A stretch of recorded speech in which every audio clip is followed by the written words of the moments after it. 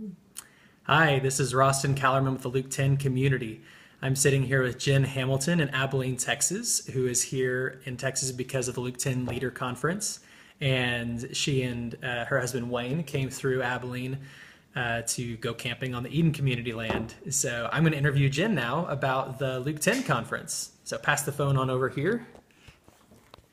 Hi, Jen. How are you doing today? Great, thanks, Rostin. It's good to be here. So first off, you guys had, as I mentioned in last week's newsletter, you guys had some water problems while you were out there, and those never got resolved, right? They did not at all. So we don't know if this story is actually exactly what happened, but someone told you a story that was pretty interesting, and I'd really like you to tell the community that story. Okay. Well, we were one of the first ones to arrive out at the ranch, and we had no idea where we were going. We were following signs, but they weren't even pointing in the right direction.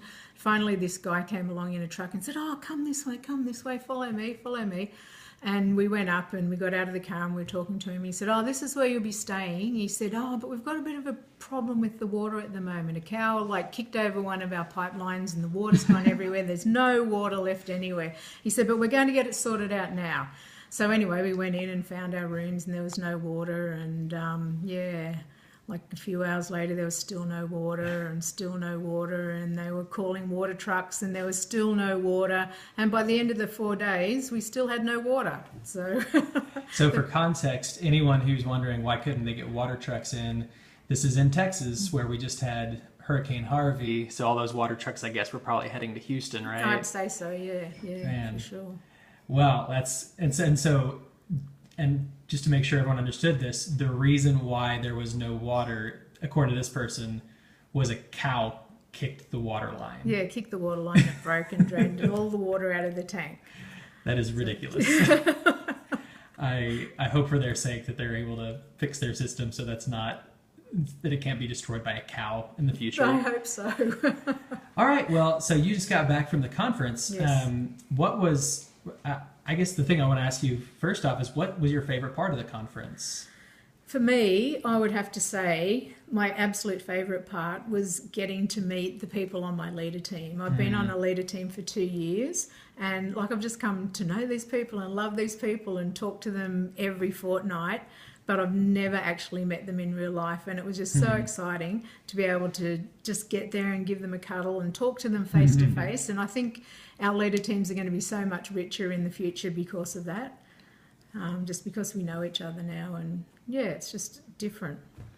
That's amazing that you have that much emotional attachment and investment in these people who you had never met face to face. Absolutely crazy. And when I was in Thailand waiting to come, sometimes I would just think about meeting them and I'd be crying because I was so excited about the fact that, I was actually going to get to touch them and talk to them face to face and get to know more about who they are.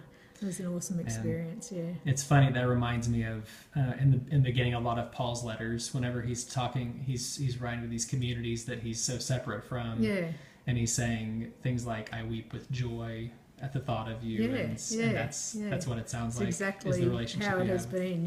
That's really great. It's great. So what would you say is your major takeaway from the conference? I think the major thing for me was just understanding how much God really wants to connect to us, heart to heart, and how much he really wants us to connect with each other. And he just so deeply, passionately wants to be there with us. He wants to talk to us. He wants to listen to us. He wants to laugh with us. He wants to play with us. And that was just awesome to experience that within the context of a big group of people. I understand that personally, but it was just great to see, he was doing that for me, but he was doing it for him and her and him and her and everybody there. It was just an amazing experience. I loved it. Yeah, all the conferences that I've been to have been lots of classes, lots of learning, lots of head learning, lots of teachings, but not a lot of time people listening to each other and listening to God. And it sounds like this conference was specifically centered on, hey, let's listen to each other, listen to God. And we all had a table church, and we'd all meet and have breakfast together and talk together and check in and all that sort of thing. And I had never met anybody else on my table, and like we've connected like that now too. And it's, to me, these are just relationships and connections that are going to last a lifetime. And it's hard to explain. It's hard